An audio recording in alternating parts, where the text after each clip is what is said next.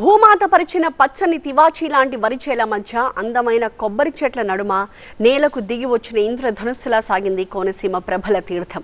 ఒకవైపు ఎనలేని భక్తిభావం, మరోవైపు చూడ్డానికి రెండు కళ్ళు చాలని దృశ్యకావ్యం. జీవన విధానంలో ఆధునికత ఎంత ప్రబలంగా చొరబడుతున్నా కోనసీమ వాసులకు ప్రతి సంక్రాంతికి సంప్రదాయం చెక్కు చెదరకుండా ఆధ్యాత్మిక విందు చేసే పెద్ద పండుగ ప్రభల తీర్థం. పైరు పచ్చని కోనసీమలో ఆ వన్నెలకు అదనపు రంగులు అద్దుతోంది కూడా ఈ ప్రభల పండగే. కోనసీమలో సంక్రాంతి నుంచి ముక్కనుమ తర్వాతి రోజు వరకు దాదాపు అన్ని మండలాల్లో ప్రభల తీర్థాలు జరుగుతాయి. సంక్రాంతి రోజున తొలి ప్రభల తీర్థం కొత్తపేటలో జరగ్గా, అంబాజీపేట మండలం ముసలపల్లి శివారు జగ్గన్న తోటలో తీర్థం కనుమ రోజు జరిగింది. ఈసారి కూడా జగ్గన్న తోటకు 11 గ్రామాలకు చెందిన ప్రభలు తరలివచ్చాయి. కోనసీమలోని 160 గ్రామాల్లో ఈ ప్రభల తీర్థం ఉత్సవాలు నిర్వహించారు. జగ్గన్న తోటలో నిర్వహించే ప్రభల తీర్థానికి 476 సంవత్సరాల చరిత్ర ఉంది. 7 ఎకరాల్లో ఉన్న కొబ్బరి తోటలోని జగ్గన్న తోటకు ఏకాదశ రుద్రుల ప్రభలు తరలివచ్చాయి.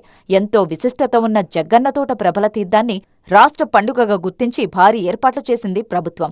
ఈ ఉత్సవాలకి పర్యాటక శాఖ మంత్రి కందుల దుర్గేష్ హాజరయ్యారు. ప్రభల తీర్థాన్ని నిర్వహించుకోవడం ద్వారా ఈ పరిసర ప్రాంతాల్లో ఉన్నటువంటి గ్రామాలన్నీ కూడా అభివృద్ధి చెందుతాయని, ప్రజలు సుఖశాంతులతో ఉంటారని, సౌభాగ్యం వెల్లివిరుస్తుందనేటువంటి నమ్మకం ఇక్కడ ప్రజల్లో ఉంది. అందువల్లే దీన్ని ప్రతి ఒక్కరూ కూడా ఈ పండగ సమయంలో కోడిపందాలు లాంటివి ఉన్నప్పటికీ కూడా వాటిని పక్కన పెట్టి ఈ కార్యక్రమంలో లక్షాదిగా పాల్గొంటూ ఉంటారు.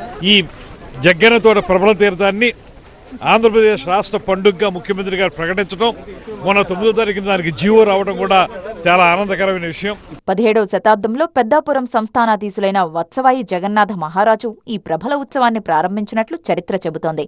ఒక్కో గ్రామం నుంచి ఒక్కో ప్రభ జగ్గన్న తోట తీర్థానికి తరలివస్తున్నాయి. టన్నుల కొద్దీ బరువున్న ప్రభలను యువకులు తమ భుజాలపై మోసుకుంటూ ఉత్సవాలకు తీసుకొచ్చారు.